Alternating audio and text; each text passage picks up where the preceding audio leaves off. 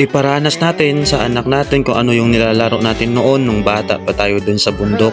Huwag puro cellphone, huwag puro TV. Ito mga idol, ipa-experience natin sa kanya kung paano, kung ano yung laro namin noon nung bata pa kami. Habang naglalakad niya kami dito mga idol, may napansin ako ditong puno ng bunga. Di ko alam kung ano tawag sa inyo mga idol, pero yan yung puno ng bunga, yung ginagamit pang mama ng mga lolo-lola natin noon mga idol. Kaya timing mga idol, may nakita ko ditong isang paklang o isang sanga niya mga idol, kaya agad-agad yun ito kinuha yung dahon dito. Linisan muna natin yan mga idol para mayroon ng laruan si Baby Prince, kasi nga dito natin siya pasasakayin at hihilahin natin. Naalala ko tuloy nung bata pa tayo dun sa bundok, nako hindi uso yung cellphone nun, yung TV. Nako, ito lang yung laruan namin, pero sobrang saya namin nun mga idol, kahit wala pa kaming kuryente nun. Sobrang enjoy kami mga idol pag sa hapit ng hapon.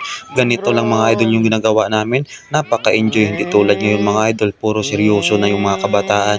Kasi nga, seryoso o totok na sa cellphone o sa TV. At ito na nga mga idol, nakasakay na si Baby Prince at hilang-hila ko na mga idol. At kita nyo mga idol, kahit hindi pa siya marunong magbalanse dyan, matututo yan mamamaya mga idol. At kitang-kita naman sa mukha niya mga idol niya, sobrang saya niya talaga. Mas okay nga tong ginagawa namin mga idol, kasi nga exercise din to mga idol. Nako, hilang-hila natin kaysa mag-barbell tayo. Ito na lang muna. Nako, si Baby Prince ilang kilo din yan, pero okay na yan mga idol. Ikot-ikot lang kami dito, exercise ka na, enjoy pa si Baby Prince mga idol. At syempre hindi lang yan yung ipaparanas natin sa kanya mga idol, iparanas natin sa kanya kung ano yung ginagawa natin noon o nilalaro natin noon nung bata pa kami, bago siya matuto sa moderno nating panahon ngayong mga idol. At syempre mga idol, bago matapos yung video namin ni Baby Prince, babatian ko muna kayo ng magandang araw. God bless po sa inyong mga idol. Ingat po tayong lagi. At syempre sa mga nagpapa-shoutout, thank you talaga sa patuloy ninyong suporta. Shoutout sa inyong lahat mga idol.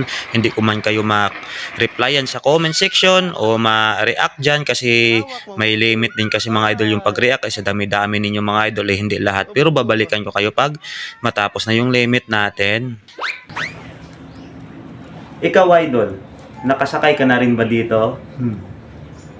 Baka iba na yung sinasakyan mo ngayon ha? Hila!